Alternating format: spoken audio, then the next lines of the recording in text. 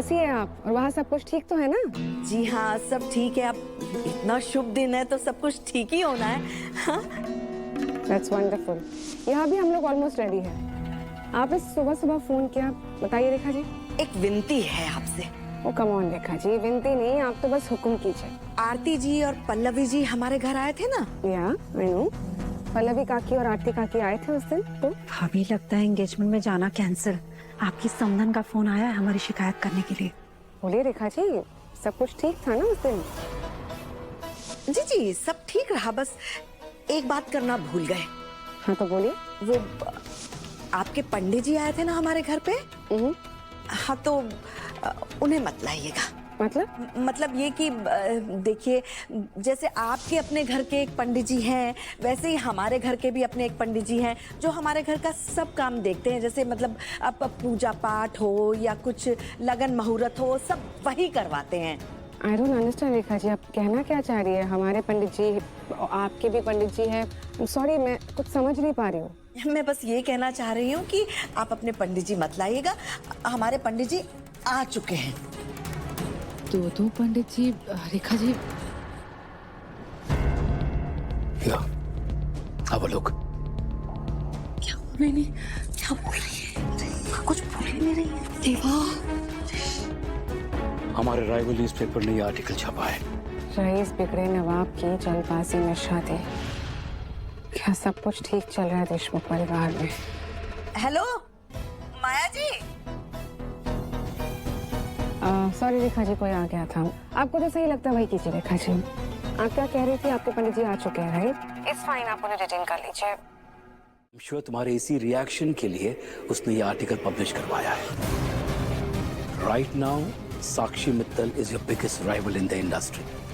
अगर उसे हैंडल करना है तो उसी की टैक्टिक्स यूज करनी होगी।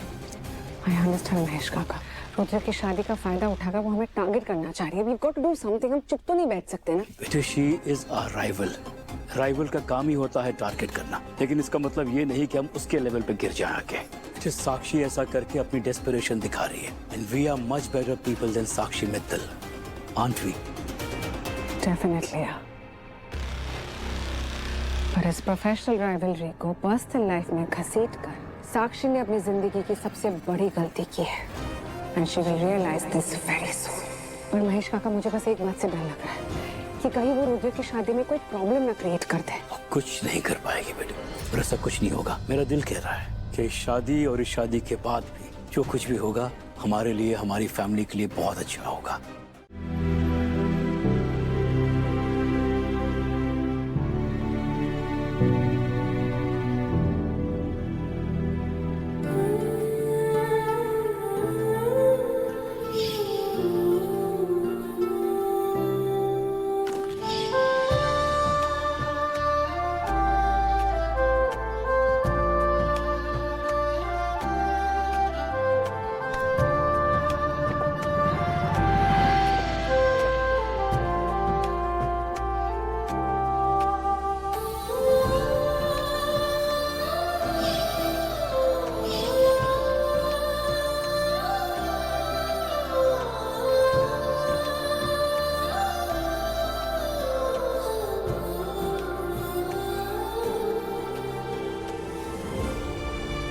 माया, चले बेटा।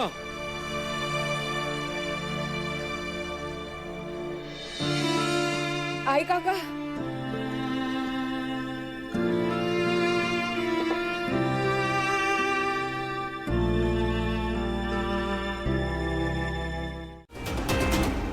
वैसे ऐसा घर पहले कभी देखा नहीं मैंने। Mister Sadhu, I don't appreciate जब लोग बिना परमिशन मेरे घर में आ जाते। एनीवे, अब आप आ ही गए हैं and we are also getting late, तो जल्दी बताइए, how can I help? Maya ji, ना तो मुझे अपॉइंटमेंट की आदत है, ना ही अपॉइंटमेंट लेने की जरूरत पड़ती है। क्योंकि आप माया देशमुख है तो मुझे लगा अनऑफिशियली पहले मिल लिया जाए। अनऑफिशियल? वेल, अगर अनऑफिशियल है तो कोई जरूरी बात तो नहीं हो सकती।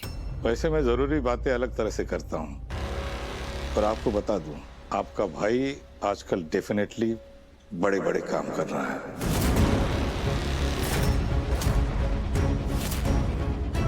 मेरा भाई मतलब? यस, हमें शक है कि वो वैसे आपके भाई से मिलने का सौभाग्य प्राप्त हो सकता है।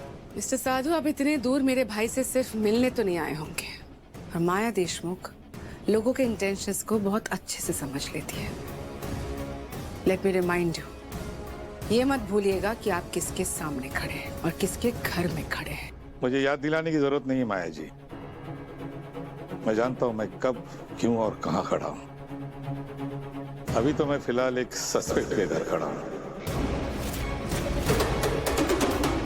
जिसे क्रिमिनल साबित होने या ना होने में बस एक इन्वेस्टिगेशन की दूरी है। ये क्या कह रहे हैं आप? Suspect, criminal? How dare you mister Sadhu, आपकी हिम्मत कैसे हुई मेरे भाई को क्रिमिनल कहने की? हाँ, आप एक पुलिस ऑफिसर है, इसलिए मैं आपकी रिस्पेक्ट कर रही हूँ। बेटर यही होगा कि आप भी इस रिस्पेक्ट की लाइन को क्रॉस ना कीजिए।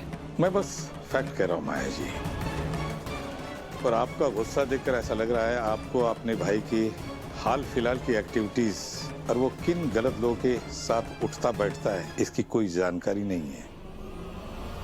You are absolutely wrong mister Sadhu. मैं अपने भाई रुद्र को बहुत अच्छे से जानती हूँ। I know about his whereabouts, वो कहाँ जाता है, किससे मिलता है, I know it all. Maya Maya Maya, please please बेटा शांत हो जाओ, मुझे इनसे बात करने दो प्लीज। ऑफिसर रुद्र ऐसा नहीं है। अगर आपको पता होता तो आप ऐसे रिएक्ट ही नहीं करते।